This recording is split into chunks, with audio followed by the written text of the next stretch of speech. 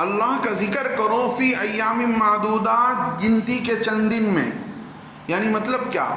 اب 10ویں دن کیا ہو گیا؟ بڑے شیطان کو کنکر مار دیے، حج قربانی ہو گئی، سر کے بال نکال لیے، طواف ہو گیا، سعی ہو گیا. اب حکم ہے حاجی کو کہ وہ 11 12 13 3 دن کہاں رہے؟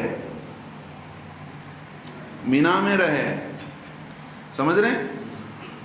تو یہ حکم ہے حاجی کے لیے. اللہ فرماتے ہیں ان دنوں کو یاد کر کے اللہ کو یاد کرو گنتی کے چند دنوں میں. یہ گنتی کے چند دن حج کے بعد مینا میں رہ کر. سمجھ رہے ہیں؟ اب کیوں؟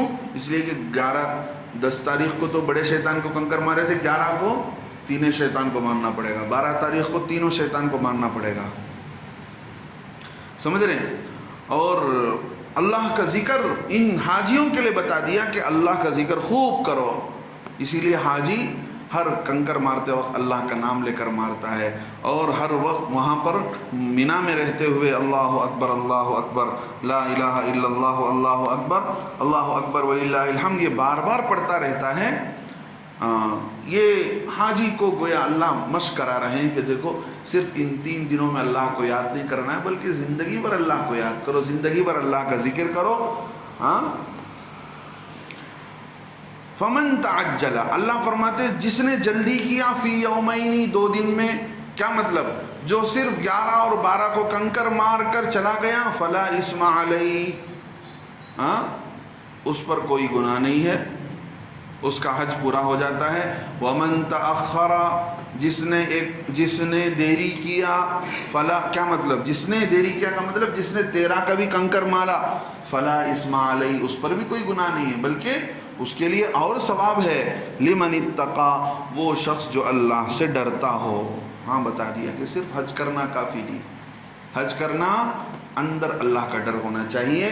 آدمی حج کو اسی لیے جاتا ہے تاکہ اس کے اندر اللہ کا ڈر پیدا ہو جائے. ایک جگہ ایک آدمی حج کیا، حج کر کے جب گھر کو گیا، جانے کے بعد اس نے کوئی گناہ کیا، غیب سے آواز آئی کیا تو نے اس سال حج بیت اللہ نہیں کیا تھا؟ کیا تو نے اللہ کے گھر کا حج نہیں کیا تھا؟ غیب سے آواز آئی، وہ آدمی اس گناہ کو چھوڑ دیا. کیا مطلب؟ حج کرنے کے بعد آدمی کی زندگی کے اندر تبدیلی آ جانی چاہیے اور حاجی اللہ سے ڈرنے والا بن جائے. اللہ فرماتے ہیں واتقوا اللہ، اللہ سے ڈرو، وَاعْلَمُوا، جان لو، أَنَّكُمْ إِلَيْهِ تُحْشَرُونَ، تم سارے کے سارے اسی کے پاس جمع کیے جاؤ گے. اور ہر وقت تمہیں اللہ سے ڈرنا چاہیے، اس بات کو خیال میں لانا چاہیے کہ تمہیں ایک دن سب کے سب اللہ کے پاس جمع کیے جائیں گے. اسی لیے اللہ رب العزت نے مختلف موقع پر اللہ کے نبی صلی اللہ علیہ وسلم نے فرمایا کہ لوگوں دیکھو جب نماز کو آؤ تو ڈرتے ہوئے آؤ اور سکینت اور وقار کے ساتھ آؤ. ایسا نہیں کہ بھاگ بھاگ کر آ رہے ہیں، جماعت کی نماز چلی جائے گی بھاگ کر گئے، وضو کر کے بھاگ کر آ رہے ہیں، نہیں، جلدی سے آؤ، اطمینان سے وضو کرو، اطمینان سے سنت پڑھو. اللہ کے نبی نے فرمایا جب آؤ مسجد کو تو اللہ سے ڈرتے ہوئے آؤ، اور ڈرتے ہوئے تم جو ہے نماز ادا کرو. یہ بات بتا دی گئی ہے کہ آدمی کو نماز کو آتے ہوئے بھی ڈرتے رہنا چاہیے. اسی لیے اللہ کے نبی صلی اللہ علیہ وسلم نے ایک حدیث میں فرما دیا کہ دیکھو اصل اللہ کا ڈر ہی ہے. لا فضل لعربی ولا لعجمی، اللہ کل قیامت کے دن عربی کو کوئی فضیلت دینے والے نہیں ہے. یہ کارا تھا، یہ عربستان کا تھا، یہ ہندوستان کا تھا، ہندوستان والے کو کم گریڈ، عربستان والے کو زیادہ گریڈ. اللہ کے نبی فرماتے ہیں ولا لأحمر على اسود، کالے کو گورے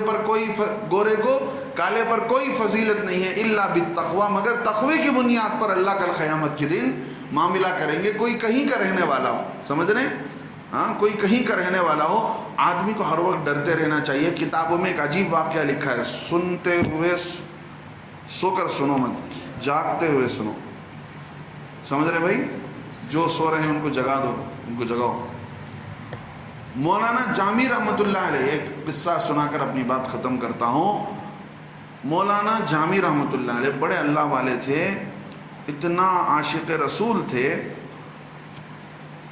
وہ ان کے ایک مرید تھے، ترکی کے رہنے والے ایک بزرگ تھے، بڑے اللہ سے ان کا تعلق تھا. ہر وقت ان کو یہ محسوس ہوتا تھا کہ میرے سر پر اللہ نے کوئی نور رکھا ہے، کوئی ایک نور اللہ نے میری عبادت کی وجہ سے، میرے اعمال کی وجہ سے رکھا ہے۔ حج کو گئے، حج کو جانے کے بعد حج سے فارغ ہو کر آئے تو وہ دل کے اندر وہ کیفیت نہیں رہی۔ اللہ کی طرف سے جو پرائیویٹ ایک چیز دی گئی تھی ان کو، ان کے سر پر، ان کو یہ محسوس ہوا، کتابوں میں لکھا ہے کہ وہ چیز اب نہیں رہی۔ اب جا کر اپنے بہت رویا اللہ کے سامنے کہ میں تو گیا تھا اللہ سے اور قریب ہونے کے لیے، یہ الٹا ہوا کہ مجھے جو چیز دی گئی تھی وہ بھی لے لی گئی ہے۔ اب اپنے شیخ کے پاس گئے، جا کر پوچھا کہ بھئی ایسا کیسے ہو گیا؟ تو انہوں نے بتایا کہ دیکھو، مولانا جامی رحمۃ اللہ علیہ نے بتایا، تم پہلے اللہ سے روتے گڑ گڑاتے تھے یہ سوچ کر کہ بھئی میں گنہگار ہوں۔ حج کو گئے تو تمہارے دل میں یہ بات آ گئی کہ اب میرے گناہ معاف ہو گئے ہیں۔ اب تمہارے اندر ایک قسم کا گھمنڈ آ گیا، ایک قسم کا غرور آ گیا کہ اب میں گناہوں سے پاک ہوں۔ تو جس طرح پہلے اللہ سے رونا دھونا تھا وہ تمہارا نہیں رہا، جس کی وجہ سے یہ چیز اللہ نے چھین لی۔ تو ہر وقت اللہ سے ڈرتے رہنا چاہیے آدمی کو کہ کوئی سستی اور غفلت، لاپرواہی سے آدمی کو بہت ساری چیزیں چھین لی جاتی ہیں۔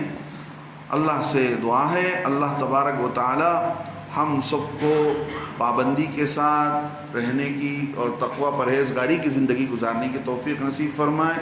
اللہ تعالیٰ جو حج کیے ہیں ان کے حج کو قبول فرمائے۔ بار بار اللہ کے گھر کے حج و عمرے کرتے رہنے کی اللہ ہم سب کو توفیق نصیب فرمائے۔ آمین۔ وآخر دعوانا ان الحمد للہ رب العالمین۔